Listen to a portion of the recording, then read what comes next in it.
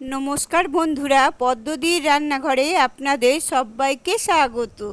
আমার আজকের রেসিপি মাছের ডিমের বড়া। বাঙালিদের কাছে এটা খুবই প্রিয় একটা রেসিপি।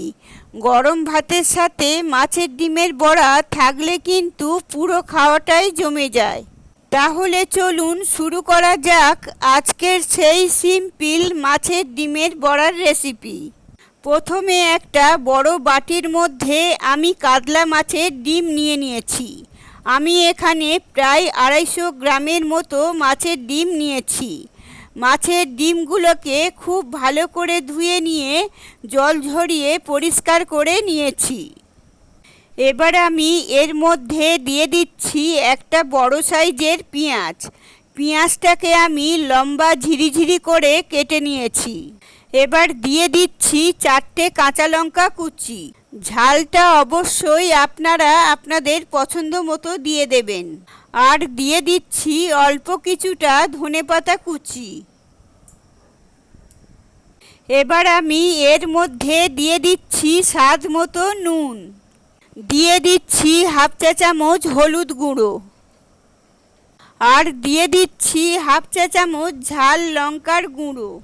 এর সাথে আমি দিয়ে দিচ্ছি 1 চা চামচ রসুন বাটা। আর দিয়ে দিচ্ছি হাফ চা চামচ আদা বাটা। এবার এই সমস্ত কিছুকে খুব ভালো করে মিশিয়ে মাখিয়ে নেব। এর মধ্যে কিন্তু জল দেব না। জল ছাড়াই দেখবেন খুব সুন্দর মাখা হয়ে যাবে। দেখুন সমস্ত কিছু খুব ভালো করে মিশে গেছে। এবার আমি এর মধ্যে দিয়ে দিচ্ছি 2 চামচ চালের গুঁড়ো। চালের গুঁড়োর পরিবর্তে কিন্তু আপনারা ময়দা বা কর্নফ্লাওয়ারও দিতে পারেন।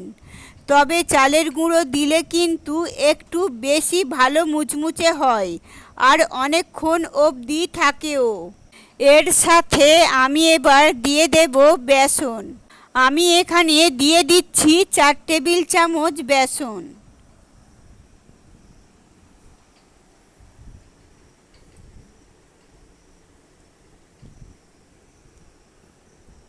এবার এই সমস্ত কিছুকে খুব ভালো করে মিশিয়ে মাখিয়ে নিতে হবে।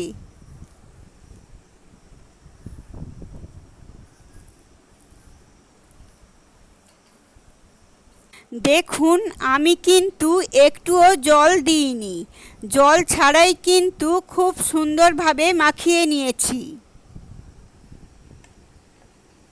এবার আমি মাছের ডিমের বড়াগুলোকে ভাজার জন্য গ্যাসের মধ্যে ফ্রাই প্যান বসিয়ে গরম করে তার মধ্যে দিয়ে দিচ্ছি 4 টেবিল চামচ সরষের তেল। তেলটা গরম হয়ে গেলে এবার আমি এর মধ্যে অল্প অল্প করে মাছের ডিমের গোলাটা দিয়ে দিচ্ছি।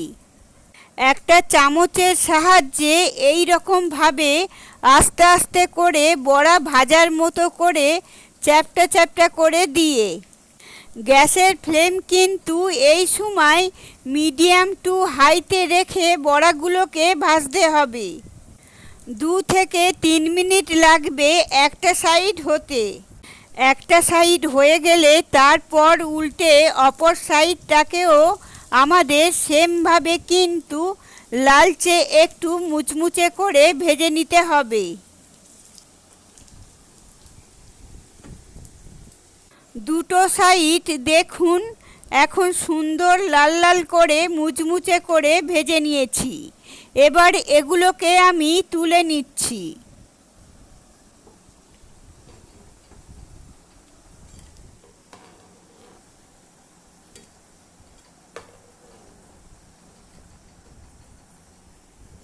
সেমভাবে আমি বাকি মাছের ডিমের বড়াগুলোকেও ভেজে নেব।